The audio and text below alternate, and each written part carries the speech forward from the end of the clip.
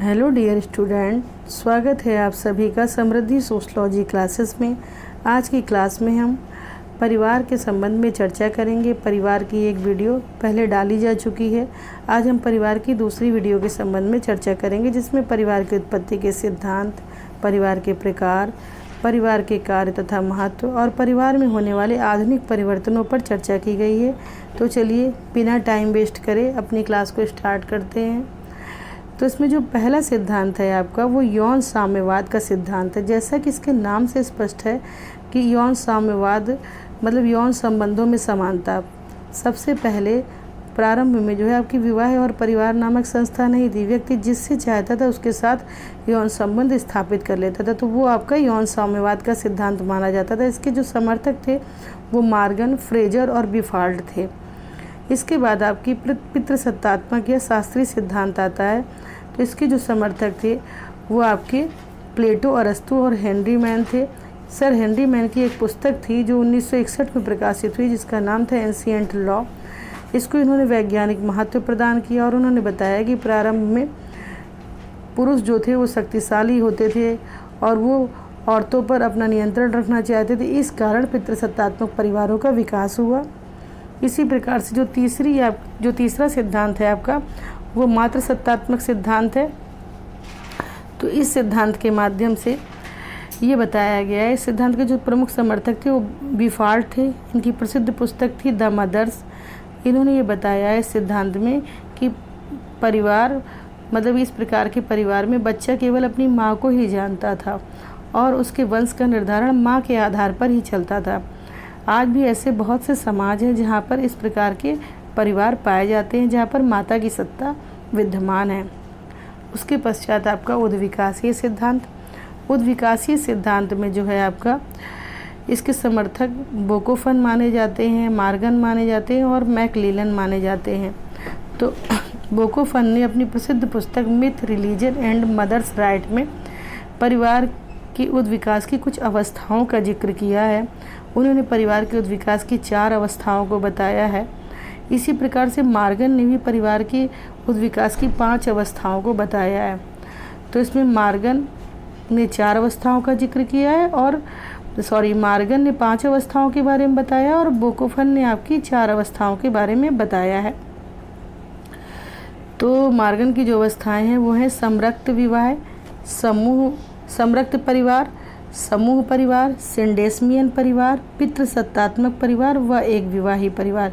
ये अधिकतर एग्ज़ाम में पूछे जाते हैं, तो इसको नोट डाउन कर लीजिए। फिर उसके बाद अगला है आपका एक विवाही सिद्धांत। एक विवाही सिद्धांत से तात्पर्य है कि मतलब वेस्टरमार्क व मैलिनोवस्की ने इस सिद्धांत का उल्लेख किया है। वेस्टरमार्क व मैलिनोवस्की जो थे उनकी एक प्रसिद्ध पुस्तक थी। वेस्टरमार्क व मैलिनोवस्की ने सिद्धांत का उल्लेख किया। वेस्टरमार्क की एक प्रसिद्ध पुस्तक है the history of human marriage, ठीक है। उसमें इन्होंने सिद्धांत का समर्थन किया है और उन्होंने ये बताया है कि मतलब जो परिवार की उत्पत्ति हुई वो एक विवाह के आधार पर हुई। इसी प्रकार से मैलिनोवस्की का ये भी एक महत्वपूर्ण कथन है कि एक विवाही विवाह का सच्चा स्वरूप रहा है और रहेगा। ये चीज़ मैं पहली वीडियो में आपको लिखवा चुकी हूँ, तो आप इसको नोट डाउन कर लीजिए। अब चर्चा करेंगे परिवार के प्रकार के संबंध में। तो देखिए, परिवार के प्रकार अलग अलग विद्वानों ने अलग अलग आधार पर बताए हैं, लेकिन यहाँ पे परिवार के प्रमुख प्रकारों की चर्चा की गई है। तो यहाँ पे जो परिवार के प्रकार हैं वो 6 भागों में आपके डिवाइड किए गए हैं संख्या के आधार पर। सबसे पहले है आपका संख्या के आधार पर, फिर है निवास के आधार पर, फिर उत्तराधिकार के आधार पर, फिर अधिकार के आधार पर और उसके बाद है वंश नाम के आधार पर और विवाह के आधार पर। तो चलिए शुरू से इसको देख लेते हैं। देखिए, संख्या के आधार पर जो आपकी परिवार के प्रकार बताए गए हैं उसमें 3 प्रकार के बताए गए हैं। पहला है केंद्रीय परिवार और दूसरा है संयुक्त परिवार और तीसरा है विस्तृत परिवार। तो जो केंद्रीय परिवार होते थे इन्हें नाभिक परिवार या एकांकी परिवार भी कहा जाता था और इसमें पति पत्नी और उनके अविवाहित बच्चे देखने को मिलते थे और इनका आकार जो होता था वो छोटा होता था। इसी प्रकार से जो दूसरे प्रकार के परिवार थे ये संयुक्त परिवार थे। संयुक्त परिवार में 3 या 3 से अधिक पीढ़ियों के लोग एक घर में रहते थे। सामान्य संपत्ति जिनकी होती थी, एक ही जगह खाना बनता था और सामान्य पूजा अर्चना में भाग लेते थे।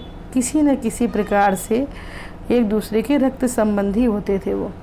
ठीक है, तो इस प्रकार से संयुक्त परिवार आपका हो गया। और तीसरा जो है आपका वो है विस्तृत परिवार। विस्तृत परिवारों की जो संख्या होती थी वो संयुक्त परिवार से ज़्यादा होती थी। इसमें मातृपक्ष और पितृपक्ष दोनों पक्षों के लोग हो सकते थे। इसमें रिश्तेदारों को भी शामिल किया जाता था। ऐसे परिवारों के सदस्यों की संख्या जो है वो ज़्यादा होती थी। ठीक है, अब उसके बाद हम चर्चा करेंगे दूसरे जो आपके परिवार के प्रकार हैं वो निवास के आधार पर बताए गए हैं। तो निवास के आधार पर परिवार के प्रकार जो है आपके इसमें 6 प्रकार के बताए गए हैं। पहला है पितृस्थानीय परिवार, दूसरा है मातृस्थानीय परिवार, तीसरा है नौस्थानीय परिवार, चौथा है मातृ पितृस्थानीय परिवार, फिर है मामा स्थानीय परिवार और फिर है द्विस्थानीय परिवार। तो देखिए पितृस्थानीय जो परिवार इसमें बताया गया है तो उसमें ये है कि जब विवाह होता है, विवाह के बाद पति पत्नी जो होते हैं वो पति के माता पिता के पास जाकर रहते हैं, तो वो पितृस्थानीय परिवार कहलाता है। इसके विपरीत जब विवाह के बाद पति अपनी पत्नी के माता पिता के घर जाकर रहता है तो उसे मातृस्थानीय परिवार के नाम से जाना जाता है। उसके बाद है आपका नौस्थानीय परिवार। नौस्थानीय परिवार में जब परिवार में पति पत्नी जो है वो विवाह के बाद ना तो पति के घर जाते हैं और ना ही माता के घर जाते हैं, ना ही पति के घर जाते हैं और ना ही पत्नी के पक्ष के लोगों के साथ रहते, बल्कि अपना एक अलग नया घर बनाकर वहाँ निवास करते, तो वो नौस्थानीय परिवार के नाम से जाना जाता है।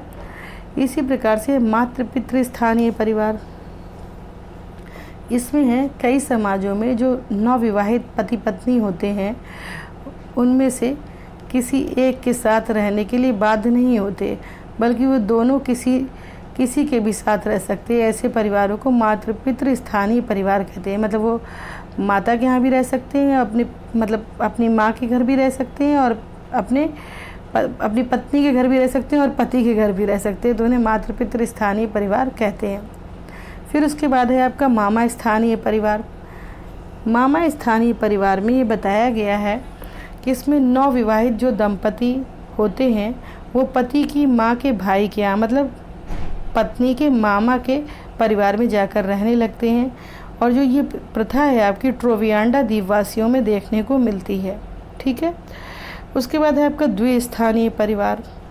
तो द्विस्थानीय जो परिवार होते हैं, कुछ स्थानों पर ऐसे परिवार पाए जाते हैं और जहाँ विवाह के बाद पति पत्नी अपने अपने जन्म के परिवारों में रहते हैं। मतलब पति अपने घर में रहेगा और पत्नी अपने घर में रहेगी और पति रात्रि को अपनी पत्नी के घर चला जाता है। इस प्रकार की प्रथा उनमें पाई जाती है और दिन का समय जो है वो अपने जन्म वाले परिवार पर ही व्यतीत करते हैं। तो इस प्रकार के परिवार को द्विस्थानीय परिवार के नाम से जाना जाता है। अब आपका तीसरा है उत्तराधिकारी के आधार पर। तो उत्तराधिकारी के आधार पर आपका बांटा गया है पितृमार्गीय परिवार और मातृमार्गीय परिवार। तो पितृमार्गीय परिवार के अंतर्गत ऐसे परिवार में उत्तराधिकार के नियम जो हैं वो पितृपक्ष के आधार पर तय किए जाते हैं और मातृमार्गीय परिवार में उत्तराधिकार के नियम मातृपक्ष के आधार पर तय किए जाते हैं। ठीक है, उसके बाद है आपका अधिकार के आधार पर जो परिवार बांटे गए हैं वो पितृसत्तात्मक परिवार और मातृसत्तात्मक परिवार के नाम से इनको जाना जाता है। तो पितृसत्तात्मक परिवार जो होते हैं ऐसे परिवार में सत्ता एवं अधिकार पिता और पुरुषों के हाथ में रहते हैं और वही परिवार पर नियंत्रण करते हैं। दूसरी तरफ मातृसत्तात्मक परिवारों में इसके विपरीत में जो परिवार की जो सत्ता होती है, अधिकार होते हैं, वो स्त्री की माता के हाथों में रहती है। तो इस प्रकार के परिवारों को मातृसत्तात्मक परिवार कहते हैं। इस प्रकार के परिवार आपके नायर, खासी, गोरो आदि जनजातियों में देखने को मिलते हैं। तो इसको नोट डाउन कर लीजिए। अधिकतर मातृसत्तात्मक परिवारों के उदाहरण पूछे जाते हैं। फिर उसके बाद है वंश नाम के आधार पर। वंश नाम के आधार पर पितृवंशीय परिवार, मातृवंशीय परिवार, उभयवंशीय परिवार या द्विनामी परिवार, इन्हें 4 भागों में डिवाइड किया गया है। तो जो पितृवंशीय परिवार होते हैं, ऐसे परिवार में वंश परंपरा पिता के नाम पर चलती है। पुत्रों को पिता के वंश का नाम प्राप्त होता है और हिंदुओं में इस प्रकार के परिवार देखने को मिलते हैं। फिर उसके बाद है आपका मातृवंशीय परिवार। ऐसे परिवार में वंश की परंपरा जो होती है वो माँ के नाम पर चलती है और माँ से पुत्रियों को वंश नाम मिलते हैं।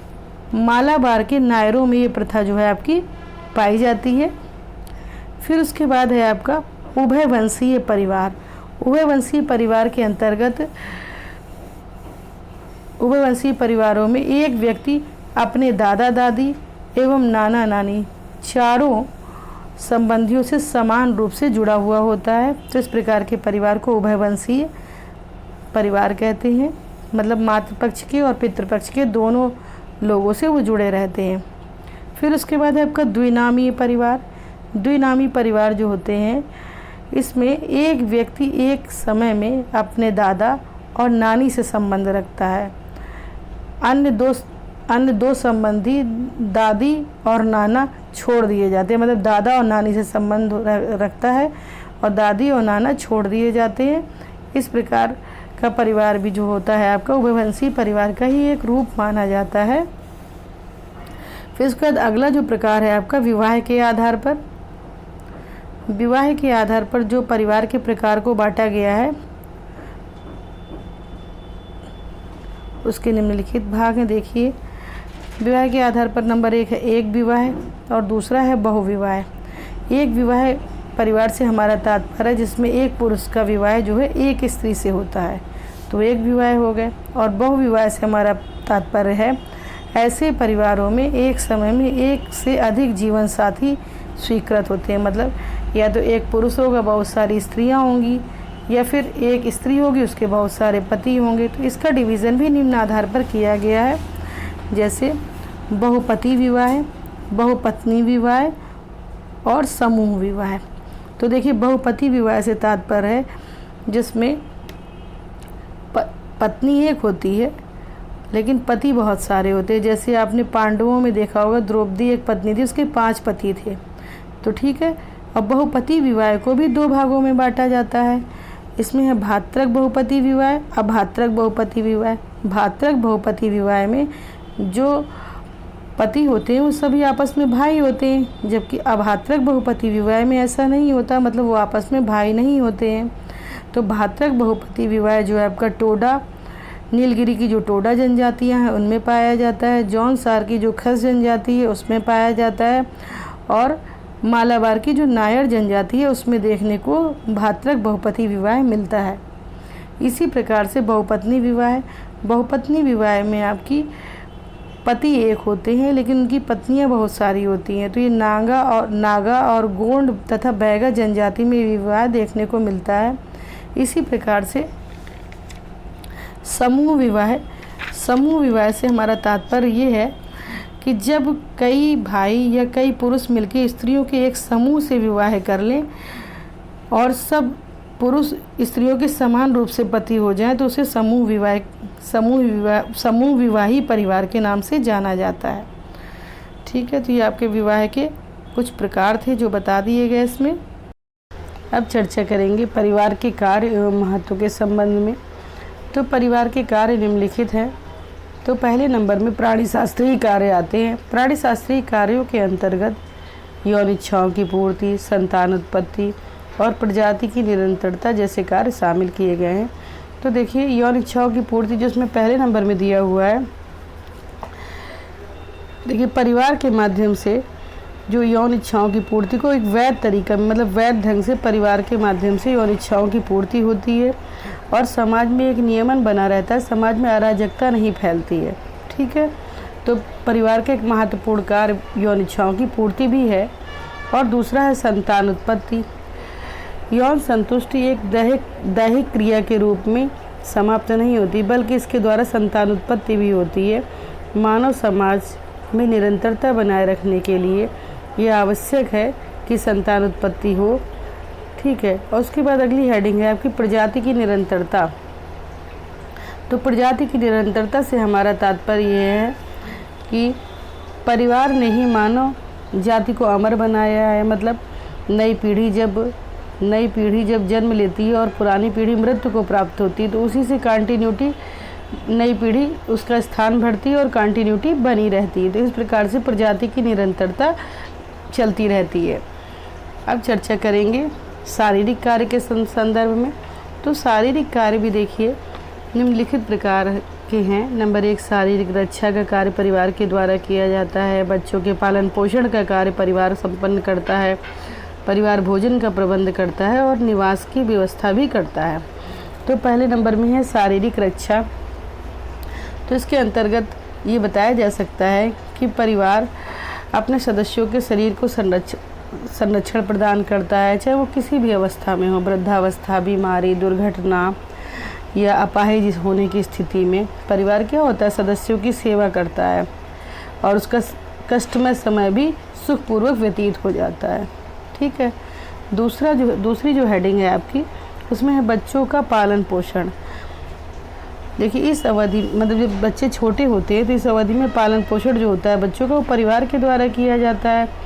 वर्तमान समय में परिवार के पालन पोषण के लिए अनेक प्रकार की संस्था और नवीन संगठनों का निर्माण किया गया है, लेकिन जो भावनात्मक लगाव हमें परिवार से मिलता है वो किसी स्थान पर नहीं मिल सकता है।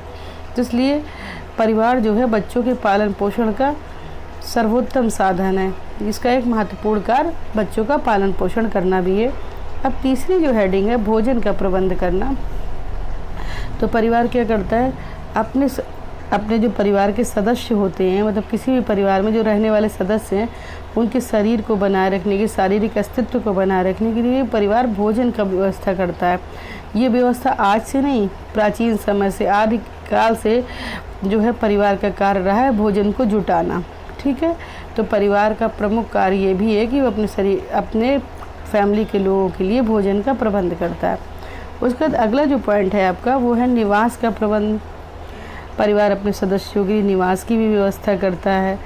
घर ही वह स्थान है जहाँ पर व्यक्ति की सर्दी, गर्मी और बरसात सभी ऋतुओं में रक्षा होती है, और वो शरण स्थल आपका परिवार ही प्रदान करता है। ठीक है, तो ये शारीरिक कार्य के अंतर्गत ये 4 प्रकार के जो आपके कार्य थे वो शामिल हैं। उसका अगला है आपका आर्थिक कार्य। तो आर्थिक कार्य के अंतर्गत भी अनेक प्रकार के कार्य हैं, जैसे उत्तराधिकार का निर्धारण करना, उत्पादन की एक इकाई का होना, श्रम विभाजन का होना, आय तथा संपत्ति का प्रबंध करना। तो चलिए इसको देखते हैं। उत्तराधिकार का निर्धारण करना।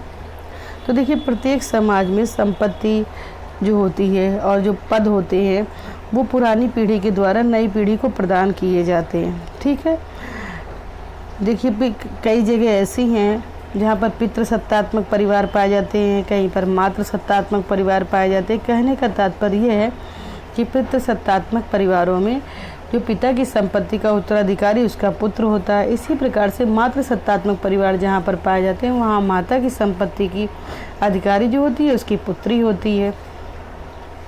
इस प्रकार से परिवार का कार्य उत्तराधिकार का निर्धारण करना भी होता है। उसके बाद है उत्पादन की इकाई। देखिए प्रत्येक परिवार में उत्पादन की एक इकाई होती है, उसी से परिवार की ज़रूरतें पूरी होती हैं और परिवार के खर्चे चलते हैं। देखिए परिवार जो होता है उपभोग और उत्पादन की इकाई माना गया है। आदिम समाज की बात अगर हम करें तो आदिम समाजों में परिवार जो है प्रमुख रूप से उत्पादन की इकाई माना जाता था। मानव समाज की आदिम अवस्था में शिकार का प्रबंध, पशुपालन, कृषि अवस्था में भी परिवार के द्वारा ही उत्पादन का कार्य किया जाता था। ठीक है, इस प्रकार से परिवार उत्पादन की इकाई के रूप में सहयोग देता था। उसके बाद अगली जो हेडिंग है आपकी श्रम विभाजन।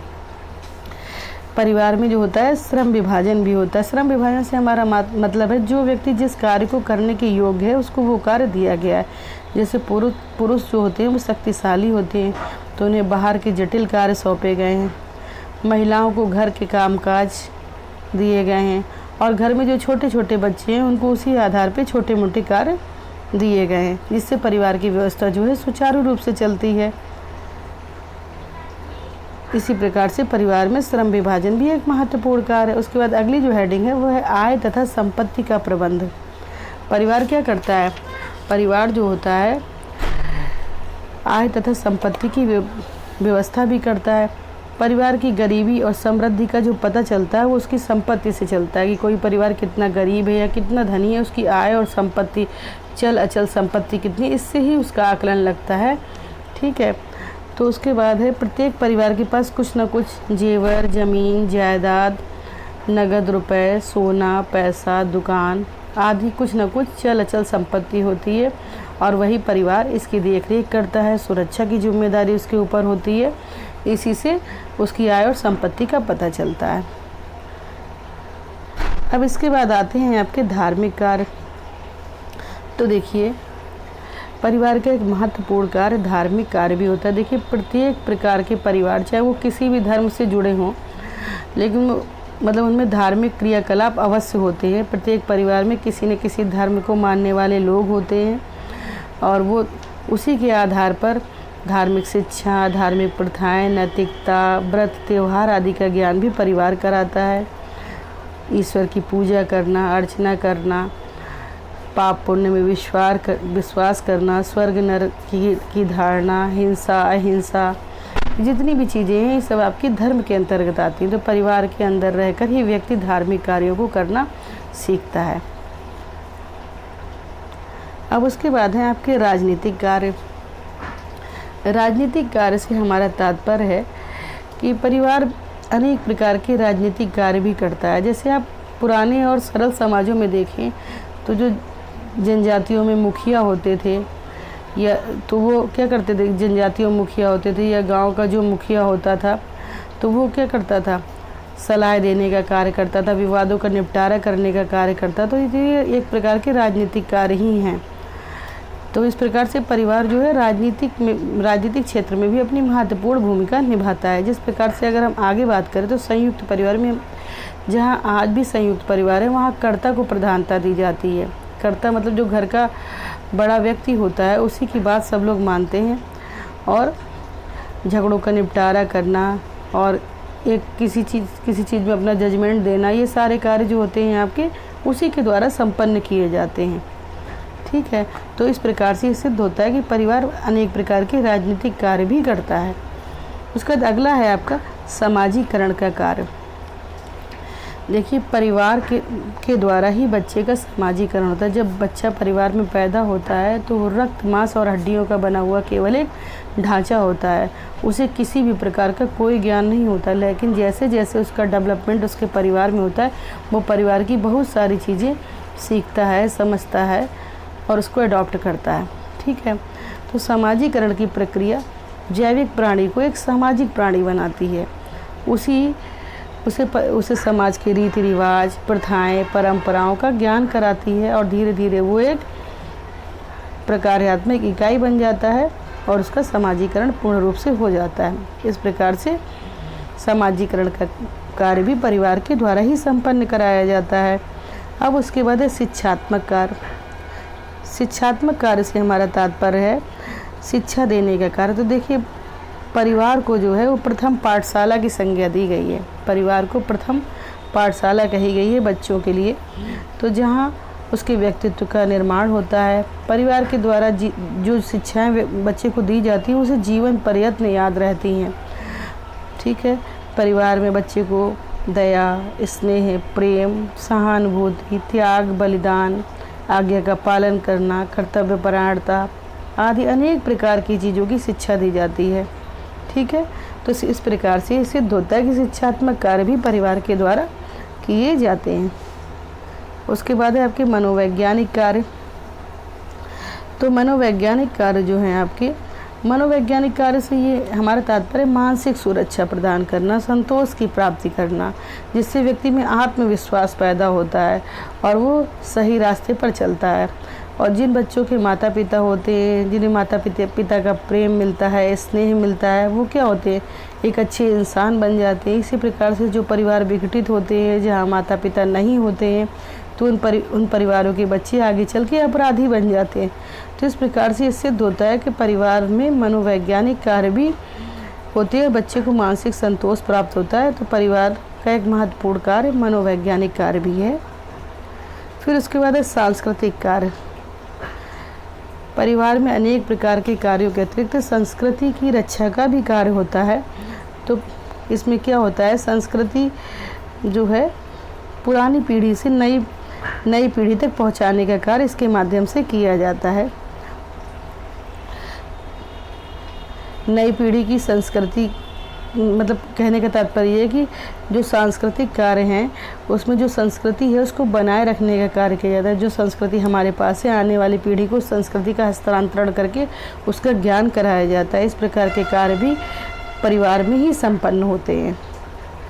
फिर उसके बाद अगली हेडिंग है आपकी मानव अनुभवों का हस्तांतरण। मानव अनुभवों का हस्तांतरण से तात्पर्य है जो हमारी पुरानी पीढ़ी के पास जो भी ज्ञान है, जो भी अनुभव है, तो वो नई पीढ़ी को देती है। इसके अभाव में नई पीढ़ी आगे नहीं बढ़ सकती, उसका पूरी तरह से विकास नहीं हो सकता। तो मानव अनुभवों का भी हस्तांतरण परिवार में होता है। ठीक है। उसके बाद है आपके मनोरंजनात्मक कार्य। देखिए, परिवार के सदस्य जो होते हैं मनोरंजन करने का भी कार्य करते हैं। परिवार में छोटे छोटे बच्चों की बोली भाषा से घर के बड़े बुजुर्गों का मनोरंजन होता है। परिवार में मनाए जाने वाले त्यौहार जो हैं आपके उत्सव, धार्मिक कर्मकांड, ये सब जो भी हैं, भजन कीर्तन आदि, ये परिवार में मनोरंजन का कार्य करते हैं। फिर उसके बाद है सामाजिक नियंत्रण। सामाजिक नियंत्रण से हमारा तात्पर्य है परिवार का मुखिया सदस्यों पर नियंत्रण करता है। देखिए, परिवार के मुखिया के द्वारा क्या होता है, सदस्यों पर नियंत्रण रखा जाता है। उन्हें गोत्र, जाति एवं समाज की प्रथाओं, परंपराओं के अनुरूप आचरण करने के लिए मतलब घर के लोगों को प्रेरित करता है कि वो ऐसा ही आचरण करें। ऐसा ना करने पर उन्हें दंड देने के लिए उन्हें डांटता है, फटकारता है। इस प्रकार से परिवार में नियंत्रण बना रहता है और सबको ये कहा जाता है कि अपने कर्तव्यों और दायित्वों का निर्वाह सही से करें। ठीक है। इस प्रकार से परिवार जो है नियंत्रण करने में अपनी महत्वपूर्ण भूमिका अदा करता है। देखिए, इसमें बताया गया है कि परिवार समाज की महत्वपूर्ण इकाई है। आज अनेक संघ एवं संस्थाएं परिवार के कार्यों को ग्रहण कर रहे हैं। तमाम सारे ऐसे संगठन बन गए हैं जो परिवार के पहले बहुत सारे कार्य होते थे, लेकिन अब परिवार के कार्य अनेक प्रकार के संगठनों ने ले लिए हैं। किंतु फिर भी किसी न किसी रूप में समाज में परिवार अपना अस्तित्व बनाए हुए है और ये हमेशा बना रहेगा। ठीक है। अब देखिए, अब चर्चा करेंगे परिवार में जो वर्तमान समय में जो परिवर्तन आए हैं, मतलब आधुनिक समय में परिवार में क्या क्या परिवर्तन आए, इस पर चर्चा करेंगे।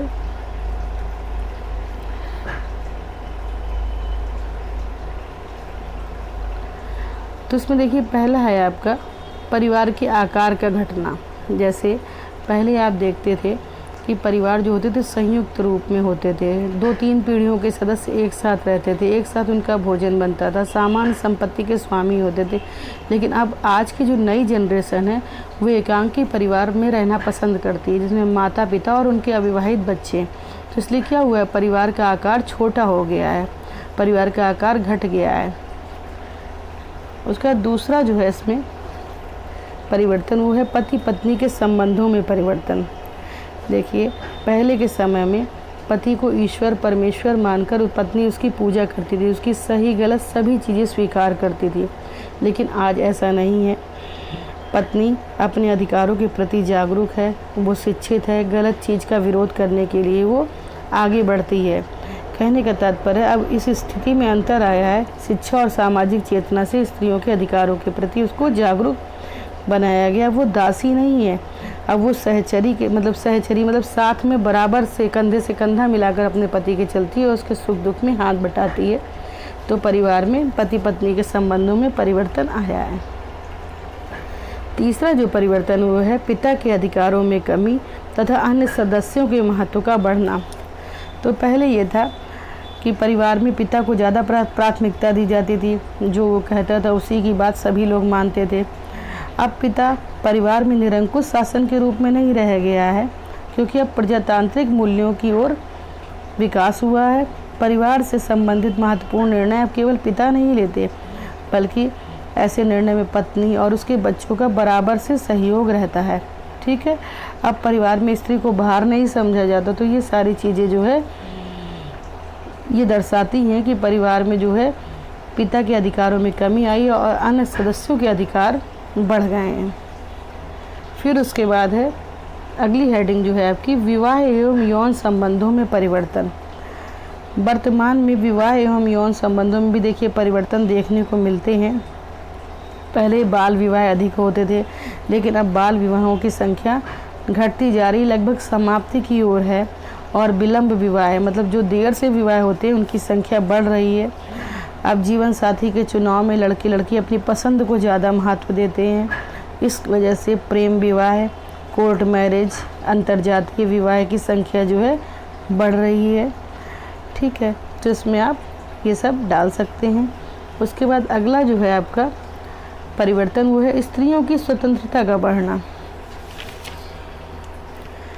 देखिए वर्तमान समय में परिवार की संपत्ति में स्त्रियों के अधिकार बढ़े हैं। उन्हें परिवार की संपत्ति का अधिकारी माना गया है। अब इन्हें नौकरी और व्यापार करने की भी स्वतंत्रता दी गई। अगर वो शिक्षित हैं, नौकरी या व्यापार करने के योग्य हैं तो बराबर से कर भी रही हैं। इससे स्त्रियों में आर्थिक स्वतंत्रता बढ़ी है। अब वो किसी पर निर्भर नहीं है और वो किसी पर भार भी नहीं है। ठीक है, इससे परिवार में क्या हुआ है, स्त्रियों का महत्व बढ़ा है, उनको सम्मान मिला है। स्त्री शिक्षा का प्रसार और सामाजिक चेतना से स्त्रियों ने अपने अधिकारों के प्रति काफ़ी सजग है, जागरूक है। तो ये सारा कुछ स्त्रियों की स्वतंत्रता को बढ़ावा मिला है परिवार आज के समय में। फिर उसके बाद अगली हेडिंग है आपके सहयोग में कमी। इसमें ये है कि आज के आधुनिक परिवारों में जो है व्यक्तिवादिता मतलब लोग अपने लिए सोचते हैं, स्वार्थ की भावना ज़्यादा है। व्यक्ति आज अपने परिवार, माता पिता, भाई बहन या निकट रिश्तेदारों की चिंता नहीं करते हुए केवल अपने स्वार्थों की पूर्ति में लगे रहते हैं।